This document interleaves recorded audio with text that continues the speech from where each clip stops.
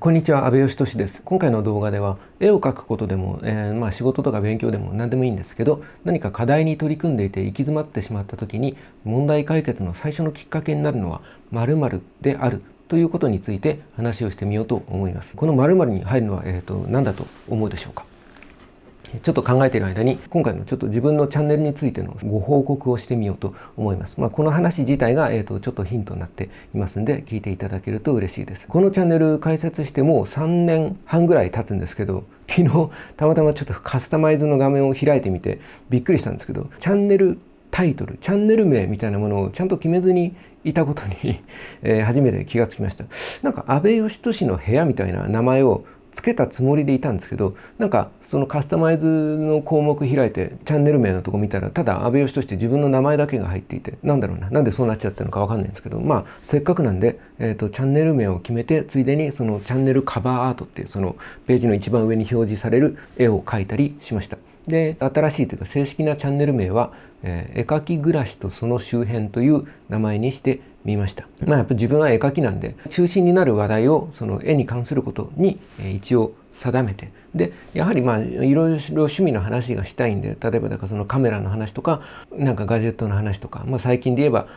文房具とか手帳とか万年筆とか、そんなようなものの話をちょっとしてみたいんですけど、話題を一つにこうまとめるために、そういう趣味の話題に関してもなんていうかな、絵描きの視点から見てこれはどうなのっていう、例えばだから絵描きは例えば最新の、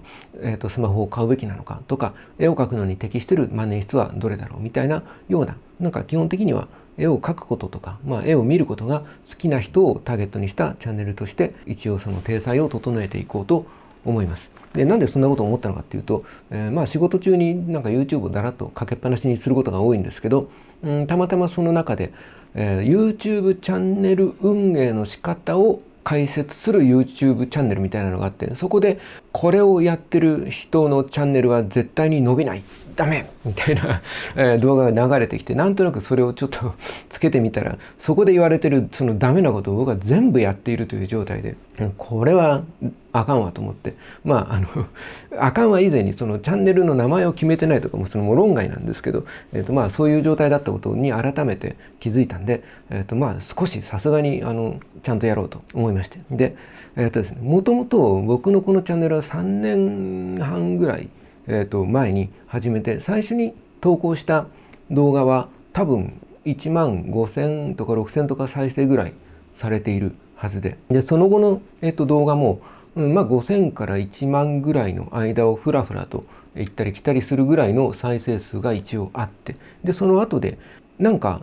特に題材はないけどちょっと喋ってみたいなみたいなことを思って、題材を決めない雑談ですみたいな動画を作ったら、それがガクッと1500再生ぐらいかな、なんか再生数が下がっちゃって、でそこから元に戻らなくなって、なんか何をやっても再生数が上がらなくなってしまって、でその後も何か例えば子供らがゲームの配信をやってみたいみたいなこと言うんで、じゃあちょっとゲームの配信、なんか子供らがマインクラフトやるんだって言ってマインクラやったりとか、あるいは僕が例えばちょっと投資について勉強してみなきゃと思ったんで、その投資についての話をしてみたりとか、家で飼ってる魚とか爬虫類とかペットいろいろ飼ってるんですけど、なんかそんなようなものの動画をちょっとアップしてみたりとか、最近で言うと手帳とか万年筆とか、文房具に興味が出てきたんで、その話を結構最近多くしてるんですけど、なんかそうやって話題が変わるたびにこうガクッと平均的な再生数っていうのが下がっていって、今は多分何をやっても300とか500とかぐらいしか再生回数が回らないようになって、で僕自身はその正直そのすごく今凝った動画をなんか一生懸命作ってるっていうよりは、だらっと適当に撮って適当に編集して出しちゃってたりするんで、しょうがないよなみたいなことを思って、あるいはどうやったらそれが改善するのかも全然分かんなかったんで、手がかりもないし、ほったらかしにしていたわけですよ。だけどそこの YouTube 運営の解説をする動画を何本か見てみたら、アルゴリズムというのがあって、アルゴリズムがあるんだろうということはもちろん分かってたわけですけど、どんなアルゴリズムなのかが全く分かってなくて、僕は例えば雑談という動画をアップしたらガクッと再生数が下がってしまったみたいなのに関しては、多分それぞれのチャンネルにジャンルをなんか YouTube が勝手にここは絵の話が多いとかなんか決めていて、例えば僕が絵の話を多くしてるんだとしたら、ここはなんとなく絵のチャンネルみたいな分類になっていて、で絵の動画を多く見るユーザーのところのおすすめに表示される可能性が上がるみたいな、なんかそんなようなルールに多分なってんだろうと思って、なので雑談みたいな何のジャンルだか分かんない動画を出しちゃうと、誰のおすすめに出していいか分かんなくなったりするんで再生数が下がるんだろう。漠然とそんなことを思っていたわけですよ。だけどちゃんとルールを見てみるともっと精密なっていうか複雑なルールで動いていて、例えば僕のチャンネルのメインの話題が例えば絵に関する話だとするじゃないですか。そこで、実際に最近あったことだけど iPhone 15 Pro Max が欲しくなって買うかどうか迷ってますみたいな動画を出したら iPhone に関する話題がちょうど旬の話題だったこともあって、いつもよりも再生数がちょっと多かったわけですよ。大差ないですけど、その300とか400だったのが1500とかなんかそのぐらいまで上がったんですけど、でそれいいことなのかなと思ったら、その YouTube のアルゴリズム的にはメインの話題じゃない動画がそのいつもよりも成績がいいと、それを見て例えば何人かを登録してくれたりするじゃないですか。そういう人たちは次に僕の出している動画がまた例えば絵の話とか文房具の話とかに戻ってしまうと、 iPhone に興味があって登録したのに全然違う話をしてるってことで、サムネイルが表示されてもその動画をクリックしないし、あるいはたまたま間違えてとかなんとなく気が向いてクリックしてくれたとしても iPhone の話全然しないじゃんって思ってすぐに動画を閉じてしまったりするわけですよね。そうなると、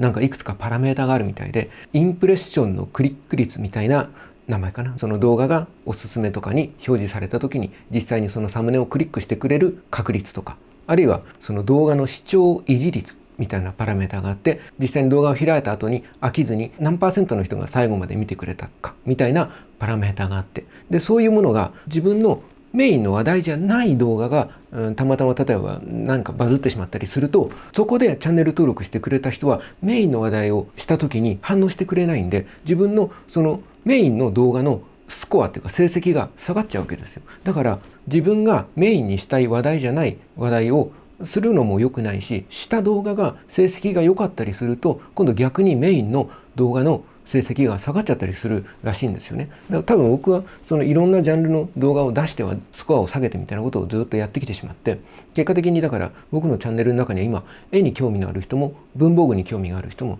文房具の中でもとか手帳に興味がある人、万年筆に興味がある人、あと iPhone みたいなガジェットが好きな人、カメラが好きな人、あと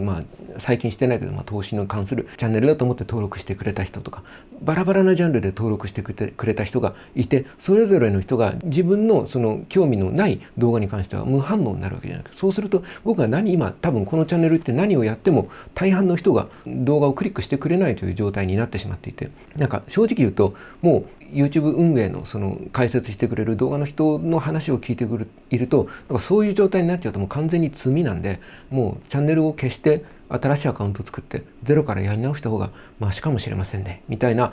話をされていたりして、そうなのかと思ったんだけど、一応このチャンネルをもうちょっとその立て直せるかどうかをしばらくは試してみようかなと思っています。で今までは正直 YouTube やってる人しか分かんないけど YouTube スタジオっていう自分のチャンネルの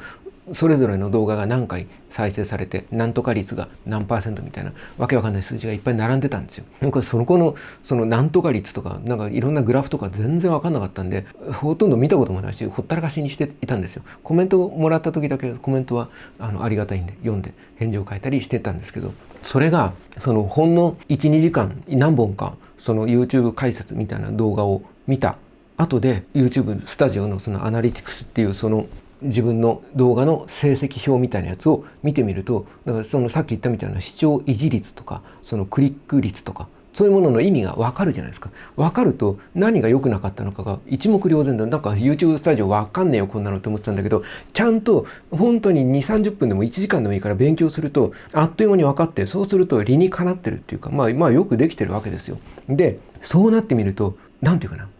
こういうのが僕は大好きなんですよ。要するに自分のやってることの問題を見つけて改善してスコアを上げていくっていうそのゲーム感覚的なものが根本的に好きな人間なんで、なんか僕は絵に関してもそうやって伸びてきた人間で、正直自分の絵ってなんかパッとし自分で言うのもあれですけど、あんまり華々しい何かこう才能を感じるような絵じゃなくて、なんかパッとしなかったわけですよ。その予備校みたいなところに通ってる時から自分は本当に誰が見ても客観的に見ても才能のないパッとしない人で、その中で僕にできることって問題を探して反省して改善してちょっとずつ何かスコアを上げていくみたいなことでずっとそれをやっていて、で僕自身もそれがなんか楽しくてずっとそれを続けていた結果、大学で言えばその東京芸術大学というその美術をやる大学に入れて絵の勉強ができて、で何のかの言ってプロのイラストレーターになれて、で30年ぐらい食べていけてるわけですよ。なのでなんかそのコツコツ改善が好きなんですよね。でその今までは YouTube の動画に関しては全くちんぷんかんぷんで分かんなかったから、その何を直していいのかも分かんないし、治るのかどうかも分かんないし、で全く興味が正直分からなかったんですよ。動画作るのは楽しいし、喋るのは喋る勉強になるから、ちょっとこれ自体は続けようと思ってたけど、ここで何か再生数をたくさん上げるんじゃみたいなことをなんかあんま思ったことがなくて、それがルールが分かってみたら面白いってことがなんか分かったんですよ。それでなんかがぜんちょっと今やる気が出て、ちゃんとタイトルをでも決めてなかったら本当ひどいですよね。その3年半何してたんだって話ですけど、その絵描き暮らしとその周辺っていうタイトルをつけてみて、ちょっとやってみようと思ってるわけです。で最初の話に戻るんですけど、なんか課題があってそれに行き詰まってる時に、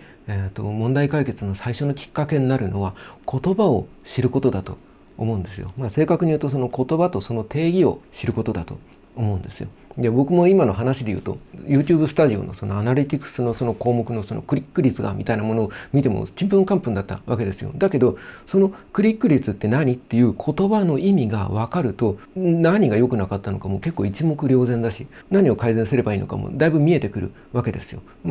その今タイトルちゃんとやりましょうみたいなのもそうだし、今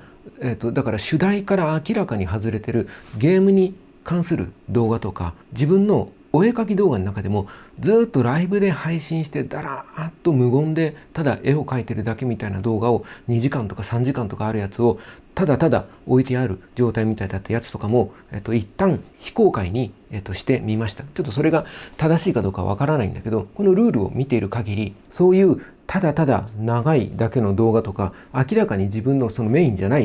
ンの話題じゃないジャンルの動画を置きっぱなしにしておくと、そのチャンネル全体のスコアみたいなものに対しては悪影響しかなくて、そのジャンル違いはさっき説明しましたけど、そのただ長いだけの動画っていうのも多分理屈で言うと、その動画自体は僕が無言でやってる3時間ぐらいの動画なんで、ライブの時はたまたま見てくれる人は何十人かはいたんですけど、後からその動画をほぼ無言のやつをただただ見る人っていないですよね。そのリアルタイムで見てくれた人はチャットに書き込みをして僕がそれにリアクションしたりとかいろいろあるから、ある程度付き合ってくれる人はいたわけですけど、そうするとそれ見た時にこれ無言だしなと思って1分2分でほとんど全員離脱するじゃないですか。そうすると異常に視聴維持率の悪いその動画がたくさんあるチャンネルということになって、多分それは、そのさっき聞いた説明の通りだとするとチャンネルの評価に対してマイナスになるんで、ちょっと非公開にしてみました。削除した方がいいのかもしれないけどちょっとわからないんで、一応今非公開にしてありますと。みたいなことで、言葉が分かればその世界のルールが分かるんで、ルールが分かればそのルールに従って何を改善すればいいのかが分かるじゃないですか。そして僕はその改善とかがゲーム感覚で楽しめるタイプの人なので、ちょっと今面白くなってるんですよ。でやった結果、全然ダメっていう可能性の方が高いですけど、それでも何もしないよりはきっとマシだと思うんで、ちょこちょこっと今後その YouTube の動画について改善をしていこうと思っています。で、このことにふっと気がついた、もう一個のそのきっかけは、この間ツイッターというか今の現 X ですけどに、ツイートじゃなくてポストなのかややこしいね、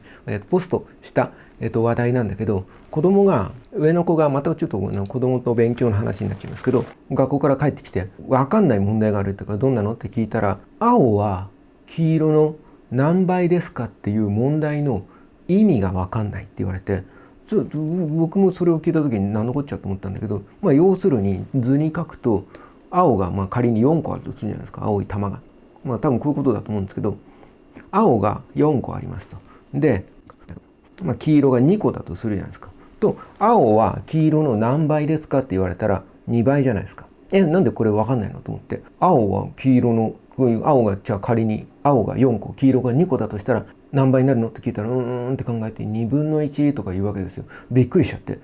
別に算数の成績がそんなに悪いわけではなかったんで、結構小学校のなんかあるあるみたいなんだけど、その算数の例えば問題が解けない子どもの、本当の原因は国語の読解力が低くて問題を理解できてないみたいなことが結構あるらしいんですよ。で、うちはそれなのかと思って、だけど国語の成績自体はむしろ算数よりも良くてっていうか割と良くて、で本を読むのも大好きで、例えば本読んだ後でどんな話だったって聞いたりすると、ちゃんとこういう話だったよって理路整然と割と説明できるタイプなんですよ。で、あれなんでこれ分かんないのと思って、じゃあ黄色を何倍したら青になるって聞いたら、いや黄色が2で青が4だから2倍すれば4個じゃんって簡単に答えるわけです。でそれが分かるのに、青は黄色の何倍ですかって言うと分かんないのって言うと、なんか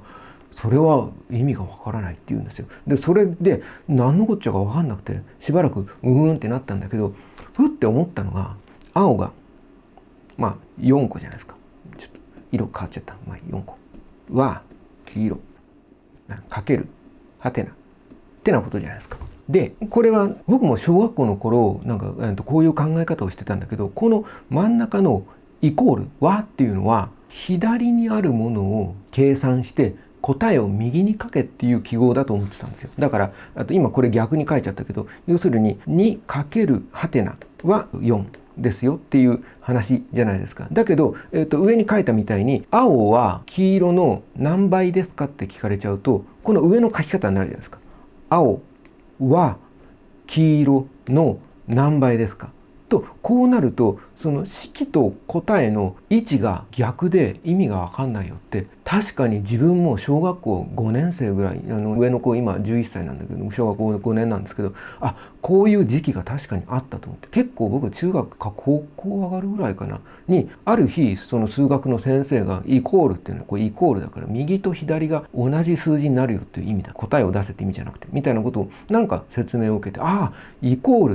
ルって例えば等しいって意味だもんねって思って、そうだったんだと思って、何か目から鱗みたいなことがあったんですよ。でそれかもと思って、その子供にだからこの和っていうのは左に式を変えて右に答えを書けよっていう意味じゃなくて、右と左が同じ数字になりますよっていう意味だよって言って、で実際にはだからこの問題文みたいに4は2かけるはてなって書いた時に、いくつになるの、これはだからこの和は左に式があって右に答えを出せじゃなくて、右と左が同じですよっていう意味なんだよって言ったらば、子供が意味がって分かったみたいで、要するにじゃあこのかける2をこっち側に持ってって和の向こうで逆になるから割る2だから、4割る2ははてなではてなは2だみたいなことがやっと分かったんですよ。でこれもその言葉とかルールとかを理解できれば問題が解決するそのきっかけになるよって話で、イコールの意味が分かったことでなんか理解が進んだり、あるいはもっと根本的なところで分かんないっていうことをうちの子がちゃんと言語化して僕に相談してくれたから、一緒に考えてで僕がそういえばイコールこの和って記号を自分は勘違いしていたなっていうところから結局問題が解けたわけですよ。でこういうふうにその世界のルールを表しているその言葉を知るっていうことと、もう一個だからその今の子供の話で言うと言語化できるっていうこと、その問題があるとか違和感があるとか言語化した瞬間にここに問題があるんだってことに、問題って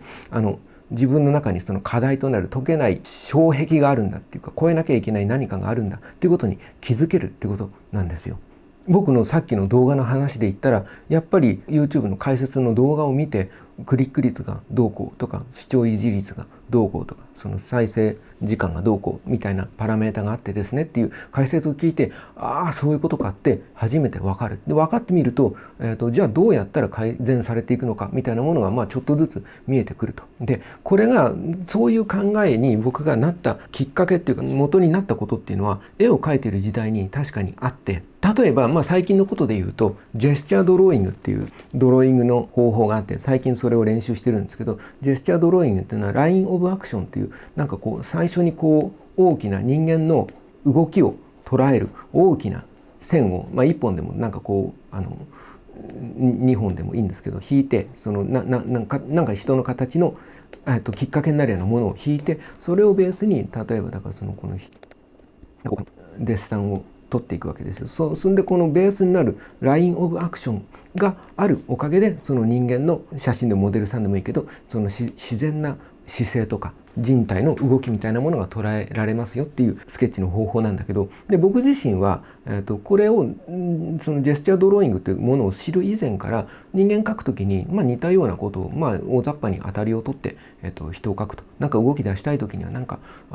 基準になるちょっと勢いのある線みたいなものをベースにするみたいなことはやってはいたんですよ。だけどあんまりうまくいってなくて、動きのある絵を僕は今でも苦手なんですけど、苦手だから練習してるわけですけど、それが例えばジェスチャードローイングっていうその単語というか概念を知ったり、ラインオブアクションっていうその言葉とかそのルールとかを知ると、頭の中が一気に整理されて、今自分はラインオブアクションで人の動きを捉えようとしているのだみたいな形で言語化されることで、なんか一気に勉強が進むというか、余計なところに頭が散らかっていかないので、今ラインオブアクションで形を取ろうとしてんだみたいな形で理解が進むっていうか、問題をなんか突破できるきっかけになるわけですよ。ツルツルの壁は登れないけど、そこにこう指を引っ掛けられるぐらいのその傷跡みたいなものができれば、そこに指引っ掛けて登っていけるじゃないですか。なんかそういう最初のひびみたいなものになってくれるわけですよ。その言葉とかそのルールを理解できるってことが。予備校の頃も自分は鉛筆デッサン、モノクロの鉛筆デッサンは割と好きで得意で、だけど、色つけるその着彩の課題がすごい苦手で下手だったんですよ。でそれはなんだろう、なんでうまくいかないんだろうと思ってたんだけど、ある日その予備校の先生が色相と明度と彩度っていう3つのパラメータみたいなものを頭の中で分けて考えて色を見るようにするとちょっと楽になるよって話を、言ってくれて、でそれを聞いてなんかしばらく考えてたわけですよ。でもその今までは頭の中で色ってただ色っていう一個の概念しかなくて、そこに細かいそういう色が色相と明度と彩度から成り立っているみたいな考えはあまりなくて、でもそこでそうやって言葉を知ることで分けて考えられるようになるじゃないですか。分けて考えられさえすれば一個一個の課題は難易度が下がるんですよ。そして解けるようになるんですよ。僕の場合で言うと、鉛筆でしっかりと影までつける、そこで色の中の明度っていうパラメータをある程度画面の中にもう落とし込んでしまう。でその後で一色水彩絵の具で色をつければ、もう影の部分は鉛筆でかなりしっかり入ってるんで、もうある程度立体感が出てくるわけですよ。そうするとその後で彩度の高い低いとか、あるいはその色味が赤いとか青いとかみたいなものを考えればよくなって、今まで色相彩度明度って3つのパラメータを絵の具だけで同時にコントロールしようとしてニッチもサッチもいかなくなってたのが、その明度っていうパラメータを鉛筆に振り分けるっていうだけでかなり楽になって、それで一気に、着彩が上手くなったし、自分の中でもその好きになったんですよ。頭の中で分けられるだけで頭がもうパンパンになって分かんないよってなっちゃう、それが嫌だったんで、整頓できるようになっただけですごく楽になって、で先のことを考えられる余裕ができたりして、なので、今回の話で言うと、最初に言った課題に取り組んでいて行き詰まった時にそれを突破できるその最初のきっかけになるのは、そのジャンルで使われている言葉を、知ることだと、僕は考えています。言葉を知ってその言葉の定義が分かると、さっきの例えば動画の話で言うと何度も言いますけど、例えば本当になんで再生数が下がっていくのか本当に訳が分からなかった、なんでだろうっていう漠然と途方に暮れるしかなかったのが、簡単にルールを言うと、最初に自分が動画を作ると、自分のチャンネルを登録してくれている人のところにまず通知がいって、そこで動画が再生されると、そこでクリック率や視聴維持率が高いと、もう少し他の人たちのおすすめにも表示されるようになると。でそこで、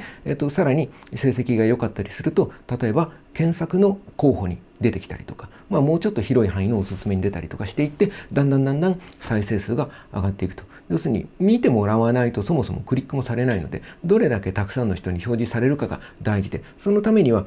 そもそも YouTube がこの動画はあるいはこのチャンネルは優秀であるって思ってもらわないと、試しにいろんな人のおすすめに表示して見るっていうことさえやってもらえないので、そのために必要なのが、さっき言ったみたいなそのクリック率とか視聴維持率とか、なんかそんなようなパラメータだったってことで、そういう説明を